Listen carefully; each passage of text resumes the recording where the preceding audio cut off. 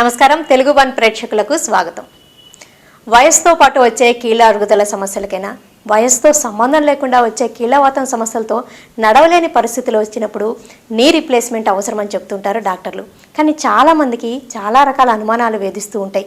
ఈ knee replacement అయ్యాక అసలు నడవగలుగుతామా లేదా, ఎన్ని రోజులు పడుతుంది, పోస్ట్ ఆప్ కేర్ ఎలా ఉండాలి, ఫిజియోథెరపీ ఎప్పుడు చేయించుకోవాలి, ఈ నీ రీప్లేస్మెంట్లో ఎలాంటి ఆధునికతలు ఉన్నాయి, ఇలాంటి అనుమానాలు ఏ డాక్టర్ని చూస్ చేసుకోవాలి, ఇలాంటి ప్రశ్నలు వేధిస్తూ ఉంటాయి. అందుకే వీటన్నిటికీ సమాధానాలు ఇవ్వడానికి యశోద హాస్పిటల్స్ ప్రముఖ knee replacement surgeon doctor Akhil దాడి గారు మనతో ఉన్నారు. ఆయన అడిగి మరిన్ని వివరాలు తెలుసుకుందాం. Hello sir, welcome to the show. ఈ నీ రీప్లేస్మెంట్ అసలు అవసరమయ్యే సందర్భాలు ఒక్కసారి చెప్పండి. నీ రీప్లేస్మెంట్ అనేది మోకాళ్ళ అరుగుదల, వాళ్ళకి కీళ్ళవాతం వల్ల అయినా లేదా వాళ్ళకి వయసు పైపట్టడం వల్ల అరుగుదలకు వచ్చే ఈ రెండు ముఖ్యమైన కారణాల వల్ల నీ రీప్లేస్మెంట్ చేయించుకోమని చెప్తాం. అయితే పేషెంట్కి నొప్పి అనేది కనీసం 6 నెలలు లేదా సంవత్సరం నుంచి ఉండాలి. అది రోజు ఉండాలి, ఒక కంటిన్యూస్ నొప్పి ఉండాలి. ఆ మోకాళ్ళ నొప్పి వల్ల వాళ్ళు ఒక 200-300 అడుగులు కూడా నడవలేరు. అంటే వాళ్ళు కొంచెం ఇంట్లో కూడా కష్టపడుతూ నడుస్తారు, బయటికి వెళ్ళటానికి చాలా కష్టపడతారు. ఈ నొప్పి వల్ల ఒక్కొక్కసారి రాత్రి నిద్ర కూడా పట్టదు. ఇంట్లో ఒక మెట్టు కానీ ఒక గట్టు కానీ దాటడానికి కూడా కష్టపడతారు. ఆ ఎముక అంతా అరిగిపోయి ఉంటుందంటే జాయింట్, ఒక మెట్టు కానీ ఒక గట్టు కానీ దాటడం కష్టపడతారు. అలాగే ఇంట్లో కానీ బయటికి కానీ వెళ్ళినప్పుడు మెట్లు ఎక్కి దిగటానికి చాలా కష్టపడతారు. వీళ్ళు అన్ని రకాలైన వైద్యాలు ట్రై చేసి ఏది పనిచేయట్లేదు. వీళ్ళలో చాలామందికి నొప్పి తగ్గే ట్యాబ్లెట్ రోజు వేసుకోవాల్సిన పరిస్థితి అయినా ఉంటుంది, లేదా ఒకవేళ ఇప్పుడు ఆ నొప్పి ట్యాబ్లెట్ వేసుకున్నా కూడా అది పని చేయని పరిస్థితి అయినా ఉంటుంది. అంటే మీ దగ్గరకు వచ్చినప్పుడు ఇలా బాధపడుతూ వాళ్ళకి ఫస్ట్ మెడిసిన్స్తో ట్రై చేసి అప్పుడు ఆపరేషన్ గురించి ఆలోచిస్తారా, లేదు స్ట్రైట్ ఫార్వర్డ్ సర్జరీనే అనుకుంటూ ఉంటారా? ఒకవేళ మేము కన్విన్స్ అయ్యాము అంటే వాళ్ళు మా దగ్గర మొదటిసారి వచ్చినా కూడా మేము వీళ్ళు చాలా కాలం నుంచి బాధపడుతున్నారు, ఎక్స్రేలు వాళ్ళు చెప్పినవి మనం ఇందాక అనుకునే అన్నీ ఉన్నాయంటే ఇంకా వాళ్ళు చేయించుకోవడమే మంచిదని నిర్ణయిస్తే ఫస్ట్ టైం చూసినా సరే చేయించుకోమని చెప్తాం. ఒకవేళ ఇంకొంచెం టైం ఉంది, ఇంకోసారి ట్రై చేయొచ్చు, ఒక 2-3 నెలలు మందులతో ట్రై చేద్దామమ్మా, చూద్దాం మాకు కూడా మీ పరిస్థితి అర్థమవుద్ది అని మేము అనుకుంటే ఇంకొంచెం టైం ఇస్తాం. ఓకే, ఈ నీ రీప్లేస్మెంట్కి కానీ జాయింట్ రీప్లేస్మెంట్ కానీ మీ దగ్గరకు వచ్చినప్పుడు ఇబ్బంది పడుతూ వాళ్ళకి ఈ సర్జరీ చేయాలన్న ఆలోచన అంటే వాళ్ళ ఏజ్ ఫ్యాక్టర్తో చూస్తారా, నొప్పి తీవ్రతని పరిగణలోకి తీసుకుంటారా? నొప్పి తీవ్రతని పరిగణనలో తీసుకుంటాం. ఇంతకు ముందు ఏజ్ని పరిగణనలో తీసుకునేవాళ్ళం. అయితే భారతదేశంలో చూసింది ఏంటంటే 40 నుంచి 50-55 మధ్య కూడా చాలామంది ఆడవాళ్ళు ఈ కీళ్ళవాతంతో బాధపడుతూ ఉంటారు. వాళ్ళు అసలు ఇక్కడి నుంచి ఆ డోర్ అవతల కూడా నడవలేరు. వాళ్ళు మా బయట అవుట్ పేషెంట్ నుంచి మా రూమ్ దాకా వచ్చేటప్పుడు వాళ్ళు నడవలేరు, వీల్ చైర్లో ఉంటారు. సో వాళ్ళకు కూడా చేయాల్సిన పరిస్థితి వస్తుంది. అలాగే 50 నుంచి 55 మధ్య చాలామంది ఆడవాళ్ళకు కూడా మోకాళ్ళు అరుగుతూ ఉంటాయి పూర్తిగా అరిగి. వాళ్ళు కూడా అంతే, మా వయసు వల్ల అరిగిపోయినా వాళ్ళు బయట నుంచి మా దగ్గరకు రాలేరు. అలాంటి వాళ్ళకి చేయించుకోమని చెప్తాం మేము. అంటే మోస్ట్లీ రుమటాయిడ్ ఆర్థరైటిస్ కీళ్ళ వాతానికి చిన్న ఏజ్లో చేయడం జరుగుతూ ఉంటుంది. అవును. ఓకే, అంటే ఎక్కువగా నీ రీప్లేస్మెంట్ ఈ కీళ్ళ వాతం రుమటాయిడ్ ఆర్థరైటిస్ జరుగుతుందా, ఆస్టియో ఆర్థరైటిస్కి వయసుతో పాటు వచ్చే కీళ్ళ నొప్పులకి జరుగుతూ ఉంటుందా? వయసుతో వచ్చే కీళ్ళ నొప్పులకి ఆస్టియో ఆర్థరైటిస్కి ఎక్కువ జరుగుతూ ఉంటుంది. 100 మంది పేషెంట్లలో 70 మంది 65 మంది ఆస్టియో ఆర్థరైటిస్ వల్ల చేయించుకునే వాళ్ళు ఉంటారు. 30-35 మంది ఈ రుమటాయిడ్ ఆర్థరైటిస్ కీళ్ళవాతం వల్ల చేయించుకునేవాళ్ళు. ఈ కీళ్ళ అరుగుదల సమస్యలకి అనేక రకాల కారణాలు ఉంటాయి అంటారు కదండి. సోరియాటిక్ ఆర్థరైటిస్ అని ఎన్నో రకాల ఇన్ఫెక్షన్స్ వల్ల వచ్చేవి. వీటన్నిటికి కూడా నీ రీప్లేస్మెంట్ కానీ లేదా ఎనీ జాయింట్ రీప్లేస్మెంట్ కానీ జరగడం జరుగుతూ ఉంటుందా? ఇన్ఫెక్టివ్ ఆర్థరైటిస్ ఏదే అనేది చాలా కొద్ది మందికి వస్తుంది. ఇన్ఫెక్టివ్ ఆర్థరైటిస్ ఎవరికైతే ఇన్ఫెక్షన్ వల్ల మోకాళ్ళు అరిగినాయో వాళ్ళలో నీ రీప్లేస్మెంట్ చేయము. మిగతా ఒక సోరియాటిక్ ఆర్థరైటిస్, ఒక రియాక్టివ్ ఆర్థరైటిస్, ఒక యాంకైలోజింగ్ స్పాండిలైటిస్, ఇవన్నీ కూడా దాదాపు ఒక కీళ్ళవాతమే. పేర్లు వేరు కొంచెం కారణాలు అటు ఇటు, కానీ అల్టిమేట్లీ ఇవన్నీ ఒక పెద్ద అంబ్రెల్లా, రుమటాయిడ్ ఆర్థరైటిస్ కీళ్ళవాతం అనే అంబ్రెల్లా కిందే దీన్ని వేసి వీళ్ళందరికీ మాత్రం నీ రీప్లేస్మెంట్ ఏ నేమ్తో ఉన్నా కానీ వాళ్ళు పేషెంట్ ఇబ్బంది పడుతున్నప్పుడు, అస్సలు మొబిలిటీ లేనప్పుడు సర్జరీ సజెస్ట్ చేస్తూ ఉంటారు. అబ్సల్యూట్. సర్జరీ అనగానే చాలామంది హెసిటేషన్ ఎక్కువగా ఉంటుందండి. అంటే హెసిటేట్ అవుతూ ఉంటారు. ఇప్పుడు అవసరమా, ఇంకా 1 year చూడొచ్చు, కొన్ని మంత్స్ అయ్యాక చూద్దాం, లేదా అకేషన్ అయిపోయాక చూద్దాం అనుకుంటూ ఉంటారు. మరి వాళ్ళకి మీరేం చెప్తారు? హెజిటేషన్ అనేది ఇప్పుడు బాగా తగ్గిందండి. 10 ఏళ్ల క్రితం 11 ఏళ్ల క్రితం మేము ఎప్పుడైతే ఈ నీ రీప్లేస్మెంట్ చేయడం మొదలు పెట్టామో చాలా హెజిటేషన్ ఉండేది. ఇప్పుడు హెజిటేషన్ అనేది చాలా మటుకు తగ్గింది. ఎందుకంటే పక్కన ఉన్న వాళ్ళని, చుట్టాలని, రిలేటివ్స్ని లేదా పక్కింటి వాళ్ళని, వాళ్ళని వీళ్ళని చూసి వీళ్ళు చాలా బాగుపడ్డారు, మనం చేయించుకోవాలి అనే హెజిటేషన్ చాలా మటుకు తగ్గింది.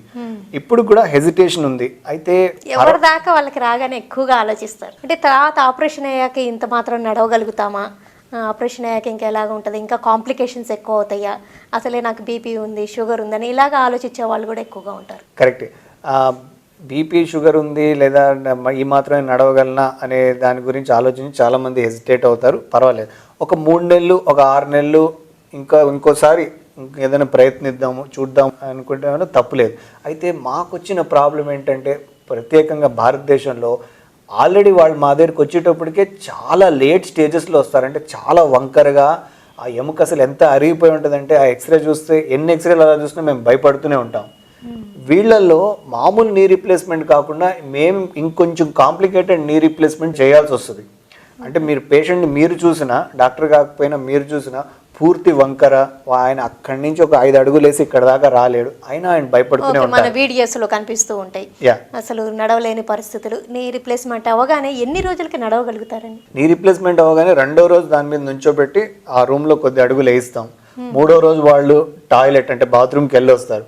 వాళ్ళు ఎప్పుడైతే 3వ 4వ రోజు కొంచెం వాళ్ళు హాస్పిటల్ కారిడార్లో నడుస్తున్నారు, ఆ హాస్పిటల్ రూమ్ నుంచి బయటికి వెళ్తున్నారు, అలాగే కొద్ది సాయంతో ఒక మనిషి జస్ట్ పక్కన నుంచొని ఉన్నారు, ఆ సాయంతో వాళ్ళు టాయిలెట్కి వెళ్ళొచ్చారు, అప్పుడు వాళ్ళని డిశ్చార్జ్ చేస్తాం. సో హాస్పిటల్ నుంచి వాళ్ళని డిశ్చార్జ్ చేసేది వాళ్ళంతటి వాళ్ళు కొంచెం నడవగలిగిన పరిస్థితిలో, అలాగే వాళ్ళు టాయిలెట్కి వెళ్ళొచ్చే పరిస్థితి వచ్చిన తర్వాతే. అంటే ఎన్ని రోజులకు వస్తుంది ఆ పరిస్థితి? ఆ పరిస్థితి ఒక కాలు చేస్తే 3వ 4వ రోజు కల్లా వచ్చేస్తుంది, 2 కాళ్ళు చేస్తే 5వ 6వ రోజు కల్లా వచ్చేస్తుంది. ఓకే. ఈ పరిస్థితి అంటే ఈ 4 రోజులు 6 రోజులు ఏదైతే హాస్పిటల్లో ఉన్నారో వీళ్ళు వాకర్ పట్టుకొని నడుస్తారు. ఆ వీడియోలు చూడండి. ఇతను అనంతపూర్ నుంచి 2 మోకాళ్ళు బాగా అరిగిపోయి మా దగ్గరికి వచ్చారు. ఇది తన్ని 2వ రోజు మేము స్టాండ్ పట్టుకు నడిపించాము. అలాగే ఇలా కూర్చొని ఎక్సర్సైజ్ చేయటం కూడా మొదటి రోజు నుంచి మొదలుపెట్టాం. కానీ ఈయన ఈ కూర్చోవటంలో మీనింగ్ ఏంటంటే ఈయన బాత్రూమ్ కూడా వెళ్ళి రాగలిగాడు. ఎప్పుడైతే ఈయన 3వ రోజో 4వ రోజో బాత్రూమ్కి వెళ్ళొచ్చి ఇలా తనంతటి తను బాత్రూమ్ నుంచి అంటే వెస్టర్న్ కమోడ్ నుంచి లేచి తనంతటి తను నడిచి వెళ్ళగలిగారో అప్పుడు వీళ్ళని డిశ్చార్జ్ చేస్తాం. అంటే దీని తాత్పర్యం ఏంటంటే ఎప్పుడైతే నడుస్తారో బాత్రూమ్కి వెళ్ళొస్తారో వాళ్ళని డిశ్చార్జ్ చేస్తాం స్టాండ్ సాయంతో. ఇతను ఇంకొక 2 అడుగులు ముందున్నాడు కాబట్టి ఇన్ని మెట్లు కూడా ఎక్కించాం హాస్పిటల్లో ఉండగానే. కానీ చాలామంది మెట్లు ఎక్కి దిగటం అనేది 10-15 రోజుల తర్వాతే చేయగలరు. ఈయన కొంచెం నొప్పి లేకుండా చాలా బాగా రికవర్ అయ్యారు కాబట్టి ఈయన మెట్లెక్కి దిగటం 3వ రోజే చేశాడు. కొన్నాళ్ళు ఈ వాకర్ ఒక 10-15 రోజులు, మ్యాక్సిమం ఒక 20 రోజులు ఆ స్టాండ్ ఆ వాకర్ పట్టుకొని నడుస్తారు. దాని తర్వాత వాళ్ళకి ఇంకా ఈ స్టాండ్ నాకు అవసరం లేదని అర్థమైపోయి స్టాండ్ లేకుండా నడుస్తారు. సో మనిషిని బట్టి అది 10 రోజులకి స్టాండ్ వదిలేస్తారా, 20 రోజులకి వదిలేస్తారా ఉంటుంది. ఏదేమైనా సరే 20-25 రోజులకి వాళ్ళ స్టాండ్ వదిలేసి ఇంట్లో కనీసం నడుస్తారు. మాక్సిమం 1 month లో వాళ్ళ నార్మల్ లైఫ్ లీడ్ చేయగలుగుతారు. నార్మల్ అంటే ముందు అసలు నడవలేని పరిస్థితి కాబట్టి ఇప్పుడు వాళ్ళ ఇంట్లో అంతా నడుస్తారు, మెట్లెక్కి దిగటం మొదలు పెడతారు.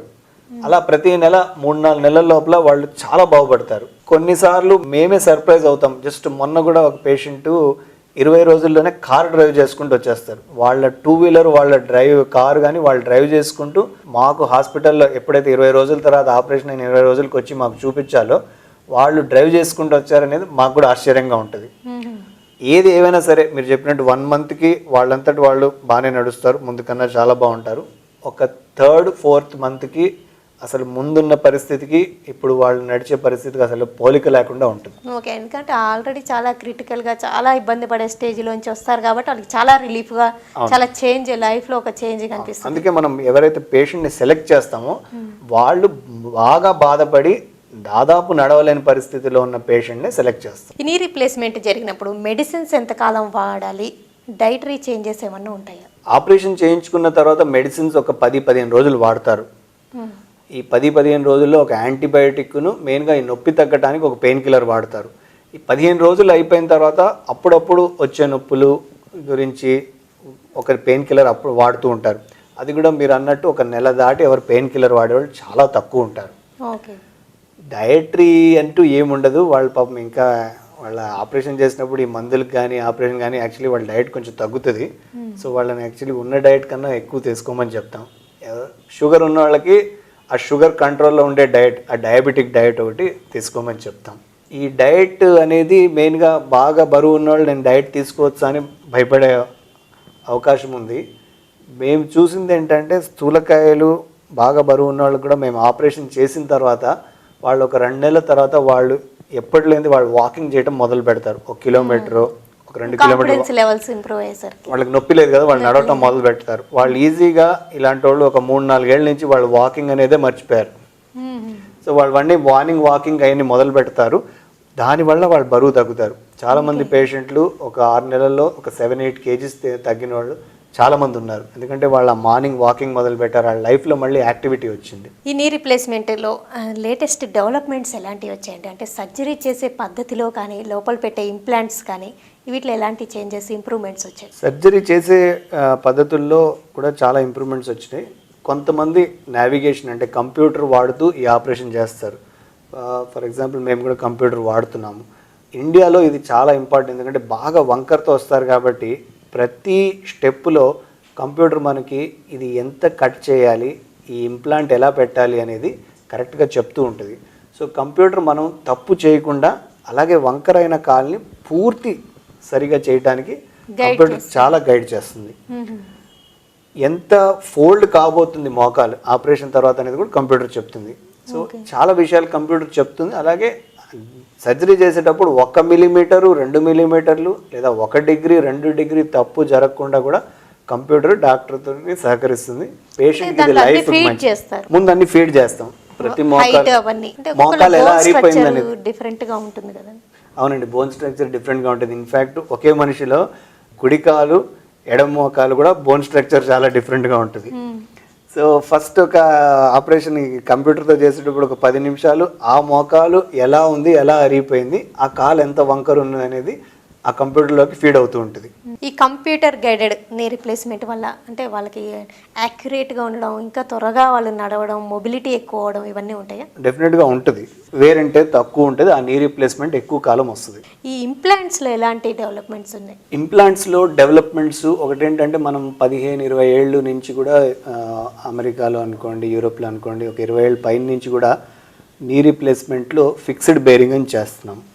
ఫిక్స్డ్ బేరింగ్లో ఏమవుతుందంటే మోకాల్ రీప్లేస్మెంట్లో మనం పాడైపోయిన గుజ్జు తీసేసి దాని బదులు ఈ మెటల్ వేస్తాం. ఇది తొడ ఎముక వైపు, ఓకే, పైన. ఇది కాలు వైపు. ఈ పాడైపోయిన గుజ్జు బదులు ఈ మెటల్ వస్తుంది. అలాగే ఈ కింద పాడైపోయిన గుజ్జు బదులు ఈ మెటల్ వస్తుంది. ఈ రెండిటి మధ్య ఒక వాషర్ వస్తుంది. ఇది ప్లాస్టిక్. ఒక 20-25 ఏళ్ళ నుంచి ప్రపంచం అంతా ఇది ఫిక్స్డ్ బేరింగ్ అంటే ఇది దీనికి ఫిక్స్ అయిపోయింది, ఇది కదలదు. ఓన్లీ మీ పై ఈ తొడ ఎముక పార్ట్ మాత్రం కదులుతుంది. ఇది మన మోకాలు మడవటం, చాపటం నేను చూపించేది మీకు. ఇది ఒక మెయిన్ పార్ట్, ఇది ఫిక్స్డ్ బేరింగ్ అంటారు. కానీ కొంతమంది మీరు చెప్పినట్టు యంగ్గా ఉన్నవాళ్ళు అంటే 40-50 ఉన్నవాళ్ళకి ఇంకా కొంచెం ఎక్కువ కాలం ఈ జాయింట్ వస్తే బాగుంటుందని వాళ్ళలో రొటేటింగ్ ప్లాట్ఫామ్ చేస్తాం. ఓకే, దీనిలో ఇదేమో ఫిక్స్డ్గా ఉంది, ఈ తెల్లది వాషర్ ఫిక్స్డ్గా ఉంది. ఇందులో ఏమో వాషరు ఫ్రీగా రొటేట్ అవుతుంది. దానివల్ల అంటే వాళ్ళు చాలా యాంగిల్స్లో మూవ్ అవ్వగలుగుతారు. అంటే దీనివల్ల మెయిన్గా ఏంటంటే దీని మీద ఉన్న స్ట్రెస్సెస్ తగ్గుతాయి. ఈ వాషర్కి దీనికి మధ్య ఉన్న స్ట్రెస్సెస్ తగ్గుతాయి కాబట్టి ఇది ఎక్కువ కాలం వస్తుంది. కానీ ఇది ప్రతి ఒక్కళ్ళు చేయలేము, ఎందుకంటే ఇది ఆపరేషన్ చేయడం కొంచెం జాగ్రత్తగాను ఓన్లీ ఫ్యూ పీపుల్కి చేస్తాం. అందరిలో ఇది చేయడం కూడా కష్టమే. కాబట్టి అలా యంగ్గా ఉన్న వాళ్ళలో రొటేటింగ్ ప్లాట్ఫామ్ చేయటం, 50-60 దాటిన వాళ్ళలో ఏ నీ అయినా ఆపరేషన్ కరెక్ట్గా చేస్తే అదొక 20-25 ఏళ్ళు వస్తుంది.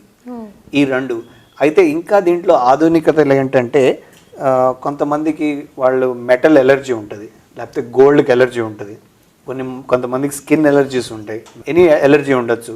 వాళ్ళలో ఈ మెటల్కి ఎలర్జీ వస్తుందని ఒక భయం ఉంటుంది. అయితే ఇప్పుడు ఆ ఎలర్జీ రాకుండా ఒక ఆల్టర్నేట్ సర్ఫేస్ నీస్ అని వస్తున్నాయి. ఇన్ఫ్యాక్ట్ నా దగ్గర ఉన్న ఈ మోడల్ ఒక ఆల్టర్నేట్ సర్ఫేస్. ఇందులో మీరు చూసారంటే ఇది గోల్డెన్ కలర్లో ఉంది.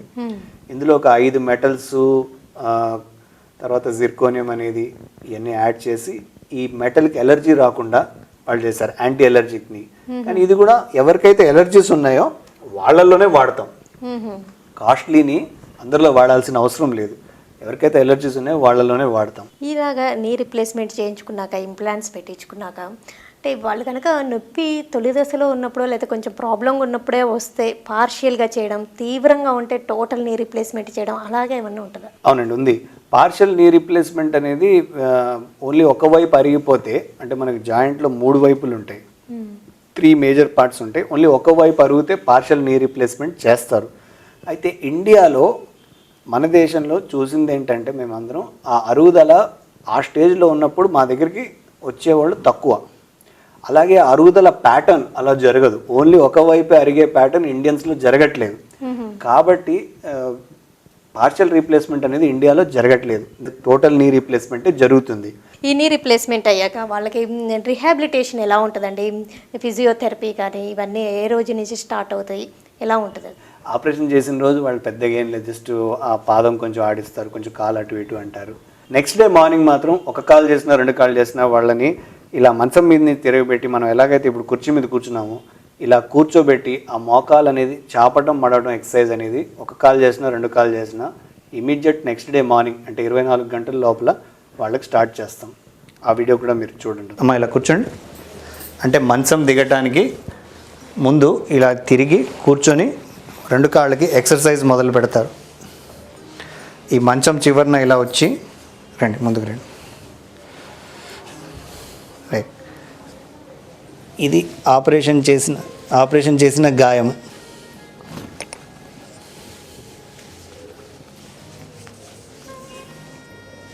మొదటి రోజు నుంచి ఆపరేషన్ అయిన 24 గంటల నుంచి ఇలా కూర్చొని మోకాలు చాపండి కాలు, మళ్ళీ వెనక్కి తీసుకోవటం, మళ్ళీ వెనక్కి తీసుకోవటం. అలాగా ఈ ఎక్సర్సైజ్ మెయిన్ ఎక్సర్సైజ్ ఎవరికైనా సరే ఫిజియోథెరపీలో చాలామంది భయపడతారు, చాలా ఫిజియోథెరపీ ఉంటుంది, నొక్కేస్తారు, అది అలాంటిది ఏముండదు. ఈ ఎక్సర్సైజ్ చేయటమే, పూర్తిగా చాపడం మళ్ళీ మడవటం. అలాగే 2వ రోజు లేదా 3వ రోజు వాళ్ళ నొప్పి పూర్తిగా తగ్గిన తర్వాత సాధారణంగా అందరూ 2వ రోజు నొప్పి బాగా తగ్గిపోద్ది. వాళ్ళు దిగి నడవటం మొదలు పెడతారు. మామూలుగా వాకర్ సాయంతో దిగుతారు. కొంతమంది తనలాగా 10 రోజుల లోపలనే ఎవరిని పట్టుకోకుండా కూడా నడుస్తారు.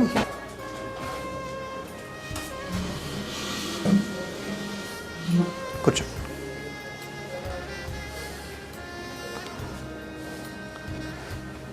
కూర్చునేటప్పుడు కొంచెం నొప్పి ఉంటుంది, కానీ ఇలా కూర్చోవడానికి వచ్చిన వాళ్ళకి బాత్రూమ్ కూడా వెళ్ళి వాళ్ళ బాత్రూమ్ యాక్టివిటీస్ కూడా చేయగలరు. అంటే టాయిలెట్కి వెళ్ళటం వచ్చిన తర్వాతే ఇంటికి పంపడం అనేది జరుగుతుంది. లేదంటే ఇంట్లో మనకి టాయిలెట్ వెళ్ళటం రావడం రాకపోతే కష్టం అవుద్ది.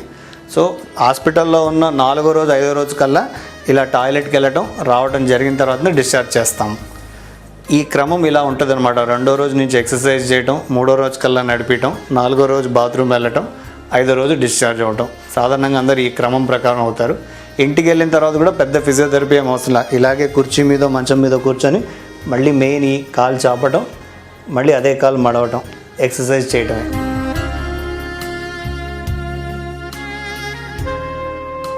గాయం కూడా 4 ఇంచులు ఉంటుంది. ఈ చేయి 6 ఇంచులు ఉంటుంది, 4 ఇంచులు ఉంటుంది, ఇంతే ఉంటుంది గాయం. ఈ కుట్లు కూడా లోపలేసే కుట్లు. సో ఒక 10 రోజుల తర్వాత, ఆపరేషన్ అయిన 10 రోజుల తర్వాత మీరు స్నానం చేయొచ్చు దీని మీద. ఈ శుక్రవారం కదా, వచ్చే శుక్రవారము దీని మీద స్నానం చేసేయచ్చు.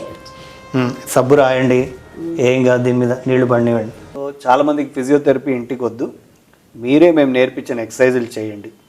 కొత్తగా ఏం అవసరం లేదు. ఎందుకంటే ఈ ఎక్సర్సైజ్ ఇవాళ కాదు, మీరు 6 నెలలు కనీసం చేయాలి. ఆపరేషన్ తర్వాత మీ హెల్త్ బాగుంటుంది, మీ కాళ్ళల్లో పవర్ బాగుంటుంది. అలాగే ఎక్సర్సైజ్ చేసే కొద్దీ నీ రీప్లేస్మెంట్ ఫోల్డింగ్ కూడా ఎక్కువ వస్తూనే ఉంటుంది. మేము 1 సంవత్సరం దాకా ఎక్సర్సైజ్ చేసే వాళ్ళని చూస్తే వాళ్ళ ఫోల్డింగ్ ఒక 100 డిగ్రీలు నెల చివరిలో ఉంటే సంవత్సరం చివరిలో 120 డిగ్రీలు ఉంది. అంటే డే బై డే ఎక్సర్సైజ్ వల్ల ఫోల్డింగ్ కూడా ఇంప్రూవ్ అవుతూ ఉంటుంది. ఓకే, అంటే ఈ నీ రీప్లేస్మెంట్ అంటే ఎనీహో ఆర్టిఫిషియల్ జాయింట్ ఉంటుంది.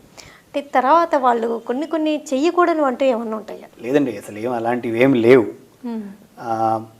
మరీ ఎక్స్ట్రీమ్ ఒకటేంటంటే ఈ కింద కూర్చోవడం అనేది మన భారతదేశంలో నేను కింద కూర్చోగలనా అని ఒక ప్రెషర్ ఉంది. ఎంత హై ఫ్లెక్స్, ఎంత కింద కూర్చునే జాయింట్ మేము వేసినా కూడా ఎంత వీలవుతే అంత కింద కూర్చోద్దని చెప్తాం. ఓకే, అదొక్కటి పేషెంట్కి రిక్వెస్ట్ చేస్తాం. అమ్మ ఏసింది లోపల కింద కూర్చునేదైనా మీకు బాగా ఫోల్డింగ్ వచ్చినా అప్పుడప్పుడు ఏదో సడన్గా ఎక్కడికి వెళ్ళారు, ఇండియన్ టాయిలెట్ వాడాల్సి వచ్చింది, తప్పని పరిస్థితి, ఓకే. ఎవరో ఇంట్లో ఏదో పూజ ఇంకేం కూర్చోవడానికి లేదు, కింద కూర్చోవాల్సి వచ్చింది, ఓకే. అంతేగాని రోజు కింద కూర్చోకండి. ఎందుకంటే రోజు మీరు కింద కూర్చుంటే మాకు లోపల ఏం జరుగుతుందో మాకు తెలియదు. అలాంటి స్టడీ ఏం జరగలేదు. అదొక్కటి మెయిన్గా. ఇంకెవరో కొంచెం బాగా టెన్నిస్ షటిల్ ఆడేవాళ్ళు ఉంటారు, వాళ్ళని మరీ అంత don't run to the net అంత రన్ చేయకుండా చెప్తాం. కానీ ఇండియాలో దట్స్ వెరీ స్మాల్ పాపులేషన్, చాలా తక్కువ. అంటే ఎప్పుడైనా డిస్లోకేట్ అవ్వడం కానీ ఇంప్లాంట్స్ కదిలిపోవడం అలాంటివి ఏమన్నా ఉంటుందా? అవి జరిగినప్పుడు ఎలాంటి సిమ్టమ్స్ ఉండొచ్చు, అసలు అలాంటివి జరుగుతుంటాయా? నీలో చేసిన నీ డిస్లొకేట్ అవ్వడం అనేది చాలా రేరు. నీలో డిస్లొకేట్ అవ్వటం ఇమీడియట్గా అవుతే సర్జరీలో ఏదో ప్రాబ్లం మనం సరిగ్గా చేయలేదు అన్నట్టుగానే నీలో డిస్లొకేట్ అవ్వడం చాలా తక్కువ. కానీ ఒక్కొక్కసారి దెబ్బ తగిలిన తర్వాత కింద పడతారు, ఆపరేషన్ అయిన సంవత్సరం 2 సంవత్సరాల తర్వాత కూడా ఎప్పుడో వేరే కారణం గురించి కింద పడ్డారు. అలాంటి వాళ్ళలో కొంచెం మోచిప్ప పక్కకు జరిగిపోవడం అనేది చూసాం. అది కూడా అంతే, 1000లో ఒకళ్ళు. ప్రమాదాలు జరిగినప్పుడు మీరు సర్జరీ సరిగ్గా చేస్తే అది డిస్లొకేట్ అయ్యే పరిస్థితులు మోకాల్లో చాలా తక్కువ, హిప్లో ఎక్కువ. ఈ మధ్య ఎక్కడ చూసినా మెటల్ డిటెక్టర్స్ ఉంటున్నాయండి. అంతేకాకుండా ఇవన్నీ మెటల్స్కి రిలేటెడ్. అంతేకాకుండా రకరకాల టెస్టుల్లో కూడా ఈ ఎంఆర్ఐలు అలాంటప్పుడు కూడా ఈ ఆర్టిఫిషియల్ జాయింట్ అప్పుడు ఏమన్నా ప్రాబ్లమ్స్ రావచ్చా? మెటల్ కాబట్టి డెఫినెట్లీ ఇట్స్ అ ప్రాబ్లం. కానీ ఒక్కసారి 3వ నెల దాటిన తర్వాత జనరల్ కన్సెన్సస్ 3వ నెల దాటిన తర్వాత అది బాగా గట్టిగా లోపల కూర్చుంది కాబట్టి అత్యవసర పరిస్థితుల్లో ఎవరికైతే ఎంఆర్ఐ బ్రెయిన్కో లేకపోతే మెడకో చేయాల్సి వస్తుందో గో హెడ్ చేయమని చెప్తాం. ఎందుకంటే ఆ ఇంప్లాంట్ ఆల్రెడీ గట్టిగా కూర్చోబెట్టింది, అలా చాలా గట్టిగా కూర్చుంటుంది అది లోపల, అంత ఈజీగా లూజ్ అవ్వదు అది. అంటే సమాధాన టెస్టులకి వెళ్ళినప్పుడు కానీ అయితే ఈ మెటల్ డిటెక్టర్స్ దగ్గర కానీ ఏమన్నా ప్రాబ్లమ్స్ ఉండొచ్చా ఈ ఆర్టిఫిషియల్ జాయింట్స్ ఉన్న వాళ్ళకి? మెటల్ డిటెక్టర్లో బయటపడుతుంది, కానీ మోస్ట్ ఆఫ్ దెమ్ మారిన పాపం దే ఆర్ ఓల్డ్ లేడీస్ కాబట్టి డిటెక్ట్ చేసే సెక్యూరిటీ వాళ్ళు కూడా మా ఆపరేషన్ ఏంటంటే మీరు ఆర్ నాట్ బాదర్డ్. అలాగే మేము ఒక లెటర్ అయినా ఒక కార్డ్ అయినా ఇస్తాం that they have metal inside the thing అని. ఇలా మెటల్ లోపల ఉండటం వల్ల ఐ థింక్ ప్రపంచంలో ఎక్కడ ప్రాబ్లం వచ్చినట్టే. ఓకే, అనేక దేశాల్లో నీ రీప్లేస్మెంట్ ఇప్పుడు విరివిగా చేస్తున్నారండి. అయితే మన కంట్రీకి అదర్ కంట్రీస్కి లేకపోతే బాగా డెవలప్డ్ కంట్రీస్కి ఏమన్నా డిఫరెన్స్ ఉంటుందా? వాళ్ళ దేశాల్లో ఎప్పటి నుంచో చేస్తున్నారు. ఇండియాలో మరియు చైనాలో ఇది ఇప్పుడే బాగా గ్రో అవుతుంది. సో ఇది growing market. India and China 30%, 25% per year grow అవుతుంది చేయించుకునే పేషెంట్స్. సేమ్ లైక్ కార్స్, ముందు కార్స్ అక్కడ కొన్నారు, ఇప్పుడు మనం కార్స్ ఇక్కడ కొంటాం. ఇక్కడ గ్రోయింగ్ మార్కెట్ ఉంది, అక్కడ స్టాల్ అయిపోయింది. అక్కడ లక్షల సంఖ్యలో చేస్తారు. ఆస్ట్రేలియా తీసుకున్న, అమెరికా తీసుకున్న, యూరోప్ తీసుకున్న లక్షల సంఖ్యలో చేస్తారు. ఇండియాలో ప్రస్తుతం సంవత్సరానికి 45,000 మంది చేయించుకుంటున్నారు. కానీ అది ఎవ్రీ ఇయర్ ఒక 20% అయినా గ్రో అవుతుంది భారతదేశంలో. ముఖ్యమైన చేంజ్ ఏంటంటే మీరు చెప్పిందే, ఇండియాలో హెజిటేషన్, భయం. మనం చిన్నప్పటి నుంచి అలా భయంతో పెరిగాం కాబట్టి ఆ భయం ఏమవుతుంది, సర్జరీ అవుతుంది అయితే ఈ మాత్రం కూడా నడుస్తానా లేదా, ఇంత ఖర్చు పెట్టాలనే భయం. వాళ్ళలో కంప్లీట్ డిఫరెంట్. పేషెంట్ వచ్చే డాక్టర్ని I'm suffering from knee pain, I think I need knee replacement, I know all the complications. Apart from patient attitude కానీ చేసే టెక్నిక్లో కానీ లేకపోతే డెవలప్మెంట్ టెక్నాలజీ కానీ వీటిలో ఏమన్నా తేడాలు ఉండొచ్చా? లేదు, పెద్ద తేడాలు ఏం లేవు. కొన్ని సెంటర్స్ మనవే ఇంకా వాళ్ళకన్నా బెటర్ ఉంటాయని నాకు అనిపిస్తుంది. బట్ ఆన్ ద హోల్ పెద్ద తేడాలు ఏం లేవు. వాళ్ళు ఆపరేషన్ అలాగే చేస్తారు, మనము అలాగే చేస్తాము. లోపల వాడే పరికరాలు సేమ్ థింగ్, సేమ్ ఇంప్లాంట్స్, అక్కడ సేమే ఇంకా ఇక్కడ సేమే. మనం చాలా అదృష్టవంతులు, ఎందుకంటే వాళ్ళకి పాపం 4-5 రెట్లు ఎక్కువ డబ్బులు కడతారు ఆ ఇంప్లాంట్కి. మనకి సబ్సిడీలో వస్తుంది, 1/4 వస్తుంది. మనకి ఇండియాకి చైనాకి సబ్సిడీలో వస్తాయి, కానీ ఇంప్లాంట్లో తేడా లేదు. అక్కడ తయారు చేసే టెక్నిక్ కానీ వీటిలో కూడా ఏం తేడా లేదు. ఇంకా మనమే ఇంకా డెవలప్డ్గా ఉన్నాం. కొన్ని సెంటర్స్ మనవే ఇంకా వాళ్ళకన్నా బాగుంటాయి అనిపిస్తుంది. But on the whole. Doctor Akhil గారు, ఈ నీ రీప్లేస్మెంట్స్ ఒబేసిటీతో బాధపడే వాళ్ళలో ఎక్కువ అవ్వడం, అయితే ఒబేసిటీ వాళ్ళకి నీ రీప్లేస్మెంట్ జరిగినప్పుడు రికవరీ కొంచెం లేట్ కావడం, ఇలాంటి సమస్యలు ఏమన్నా ఉంటాయా? ఒబేసిటీ వాళ్ళు ఎక్కువ నీ రీప్లేస్మెంట్ చేయించుకోవడం అనేది తప్పు. ఒబేస్ ఉన్న వాళ్ళకి కూడా వస్తుంది, నీ ప్రాబ్లమ్స్ వస్తే చేయించుకుంటారు. మేము కూడా ఇంతకుముందు భయపడేవాళ్ళం, ఏమైనా ఇంత ఒబీస్ ఉన్నారు, ఆపరేషన్ అయిన తర్వాత లేస్తారు, ఎక్సర్సైజ్ చేస్తారు అనేది. యూ విల్ బి సర్ప్రైజ్డ్ అండి. They are so cooperative and they are one of the best patients. వాళ్ళు నెక్స్ట్ డే 24 అవర్స్లో లేస్తారు, ఎక్సర్సైజ్ చేస్తారు, వాళ్ళు వాకింగ్ చేస్తారు, మోటివేషన్ వచ్చేస్తుంది. వాళ్ళకి మోటివేషన్ ఉంది, వాళ్ళకి వచ్చేస్తుంది. అంటే చేంజ్ కనిపించేసరికి పెయిన్ అది తగ్గడం వల్ల. అంటే మనం ఏమనుకుంటామంటే స్థూలకాయలకి పెద్ద మోటివేషన్ లైఫ్లో ఉండదు అనుకుంటాం, అది తప్పు. వాళ్ళకి చాలా మోటివేషన్ ఉంటుంది. అంటే అధిక బరువు ఒకటి one of the reason for osteo arthritis అంటుంటారు కదా, కీళ్ళ అరుగుదల అధిక బరువు ఉన్న వాళ్ళలో ఎక్కువగా జరుగుతుంది అంటారు కదా. ఒక కారణం, ఎన్నో కారణాలు ఉన్నాయి మోకాళ్ళ అరుగుదలకి. అంతేగాని సన్నగా ఉన్న వాళ్ళలో కీళ్ళ అరుగుదల కానీ ఆస్టియో ఆర్థరైటిస్ రాదని అట్లా ఏమి లేదు. లేదు, అలాంటి మేము ఆపరేషన్ చేసే వాళ్ళు చాలా మంది సన్నగానే ఉన్నారు. స్థూలకాయల కన్నా సన్నగా ఉన్న వాళ్ళకి చాలా మందికి ఆపరేషన్స్ జరుగుతూ ఉంటాం. డెఫినెట్గా స్థూలకాయల కన్నా సన్నగా ఉన్న వాళ్ళకి ఆపరేషన్ చేసే నంబర్స్ మా దగ్గర ఎక్కువ ఉన్నాయి. సో చాలా కారణాలు ఉన్నాయి మోకాలు అరిగిపోవడానికి. స్థూలకాయం, ఒబేసిటీ అనేది ఒక కారణం అంతే. ఈ రెండు మోకాళ్ళకి సర్జరీ చేయాల్సిన సందర్భాల్లో 1 by 1 చేస్తే కన్వీనియంట్ అంటారా, రెండు ఒకటేసారి చేయించుకోవడం బెటరా? ఫారిన్లో చాలా చోట్ల 1 by 1 చేస్తారు. ఇంతకుముందు 1 by 1 చేయటం చాలా మటుకు మంచిది అని, కానీ ఇండియాలో చాలా పరిస్థితుల వల్ల, చాలా కారణాల వల్ల రెండు ఒకేసారి చేయటం అనేది మొదలుపెట్టాం. సో మా దగ్గర ఇప్పుడు ఆల్మోస్ట్ ఈక్వల్ నెంబర్ ఆఫ్ రెండు కాళ్ళు చేసి ఒకేసారి చేసిన వాళ్ళు, విడివిడిగా చేసిన వాళ్ళు ఉన్నారు. ఆ రెండు కాళ్ళు ఒకేసారి ఒకవేళ డాక్టర్లు అన్ని జాగ్రత్తలు తీసుకొని పేషెంట్ దగ్గర నుంచి అన్ని జాగ్రత్తగా చూసుకొని చేస్తే రెండు కాళ్ళు ఒకేసారి చేయడంలో పెద్ద ప్రాబ్లమ్స్ చూడటం అనేది మేము ఇప్పుడు చూడలేదు. కాబట్టి ఎవరికైతే మేము చూసి వీళ్ళు తట్టుకుంటారు ఆపరేషను, వీళ్ళు ఆపరేషన్ అయిన తర్వాత ఎక్సర్సైజులు బాగా చేస్తారు, పెద్దగా హెల్త్ ప్రాబ్లమ్స్ లేవన్న వాళ్ళకి రెండు ఒకేసారి చేస్తున్నాం. ఈ నీ రీప్లేస్మెంట్ తర్వాత పెయిన్ మేనేజ్మెంట్ అనేది ఒక ఇంపార్టెంట్ ఆస్పెక్ట్. తర్వాత మీరు సజెస్ట్ చేస్తారు, పెయిన్ తగ్గించడానికి మెడిసిన్స్ ఇస్తారు, లేకపోతే స్లోగా వాళ్ళు రికవర్ అవ్వడానికి ఫిజియోథెరపీ అన్నీ చేస్తారు. అలా పెయినే కాకుండా సమ్ అదర్ కాంప్లికేషన్స్ ఏమన్నా వచ్చే రిస్క్ ఉంటుందా? డెఫినెట్గా ఏ ఆపరేషన్లో అయినా కాంప్లికేషన్స్ వచ్చే ప్రాబ్లం ఉంటుంది. మనం ఏ ఆపరేషన్ చేసినా ఇన్ఫెక్షన్ అంటే చీమ్ పట్టే అవకాశం ఉంది. నీ రీప్లేస్మెంట్లో ఒకవేళ ఇన్ఫెక్షన్ వస్తే మీరు ఎన్ని జాగ్రత్తలు తీసుకున్నా సరే ఎవరికో ఒకరికి వస్తుంది. ప్రపంచం అంతటా ఈ 200లో ఒకరికి వచ్చే స్టాటిస్టిక్స్ ఉన్నాయి. మన దగ్గర కూడా ప్రస్తుతం 400, 300లో ఒకరికి వస్తున్నామంటున్నా, కానీ పోనీ ఒకవేళ 200లో ఒకరికి వస్తుంది అనుకున్నా కూడా ఇన్ఫెక్షన్ వస్తే మాత్రం నీ రీప్లేస్మెంట్లో చాలా ప్రాబ్లం. ఇన్ఫ్యాక్ట్ మొదటి నెల, 2వ నెల దాకా, చివరి దాకా మేము పేషెంట్లో చూసేదల్లా ఇన్ఫెక్షన్ వచ్చిందా ఇదే చూస్తుంటాం. ఎందుకంటే మిగతా అన్ని వాళ్ళు రికవర్ అవుతారు. ఈ ఇన్ఫెక్షన్ ఒకవేళ వస్తే ఎవరికైతే వచ్చిందో దురదృష్టకరంగా కొంతమందికి వాళ్ళలో యాంటీబయాటిక్ అనేది ఇంకొంచెం పొడిగించి వేసుకుంటే తగ్గుతుంది. కానీ కొంతమందిలో మొత్తం చేసిన ఆపరేషన్ మళ్ళీ తిరిగి ఓపెన్ చేసి క్లీన్ చేసి అవసరమైతే లోపలేసిన ఇంప్లాంట్స్ తీసేసి ఇంకోసారి ఆపరేషన్ చేయాల్సిన పరిస్థితి, మాకు కానీ పేషెంట్ కానీ నచ్చని ఒక పరిస్థితి కొంతమందిలో. ఎప్పుడైనా ఈ బాడీలో అంటే ఫారిన్ బాడీస్, ఇవి ఆర్టిఫిషియల్ జాయింట్స్ అనేవి, అవి మన బాడీ వాటిని రిజెక్ట్ చేయడం అనేది కూడా ఉండొచ్చా? అవును, అదొక కారణం ఉండొచ్చు. అయితే మేము చూసింది కూడా ఏంటంటే ఇన్ఫెక్షన్ వచ్చేది అందరిలో ఆపరేషన్ చేసిన వాళ్ళు కొద్దిగా ఇన్ఫెక్షన్ వస్తుంది, వాళ్ళకి యాంటీబయాటిక్ వాళ్ళ రెసిస్టెన్స్ వల్ల తగ్గిపోతుంది. ఎవరిలో అయితే తగ్గట్లేదో వాళ్ళలో ఉన్న ఇమ్యూనిటీ రెసిస్టెన్స్ తక్కువ ఉండటం వల్ల వాళ్ళకి ఇన్ఫెక్షన్ అనేది అలా ప్రొలాంగ్ అవుతుంది. సో దాన్ని మనం ఒక ఎలర్జిక్ రియాక్షన్గా చూస్తున్నాం. ఇన్ఫెక్షన్ ఒక రియాక్షన్గా వాళ్ళల్లో చూస్తాం. అంటే మోకాలకి సంబంధించిన సమస్యలు లేదా ఇన్ఫెక్షన్, పెయిన్ ఇవే కాకుండా some other body parts effect అవ్వడం కానీ, ఒక్కొక్కసారి ఎంబాలిజం అని అలాంటివి అంటారు, అవి ఎంతవరకు ఉంటాయి? ఎంబాలిజం అనేది మీకు ఫస్ట్ మీరు హాస్పిటల్లో ఉండగా వస్తుంది. ఎంబాలిజం అంటే ఏం లేదు, మీకు ఒక రక్త నరంలో ఒక రక్తం గడ్డ కట్టింది, ఆ గడ్డ అక్కడి నుంచి పోయి మీకు గుండెలో కానీ, ఊపిరితిత్తుల్లో కానీ, లేదా బ్రెయిన్లో కానీ లాడ్జ్ అయ్యి ప్రాబ్లమ్స్ కాజ్ చేస్తుంది. That is embolism. ఎంబాలిజం అనేది నీ రీప్లేస్మెంట్లో ప్రత్యేకంగా ఇండియాలో చాలా తక్కువ, హిప్ రీప్లేస్మెంట్లో ఎక్కువ చూస్తాం. ఇండియన్ మనం వేడ్ మనకి embolism is very less, abroad ఎక్కువ. థ్రాంబో ఎంబాలిజం ఈజ్ మోర్ అక్కడ.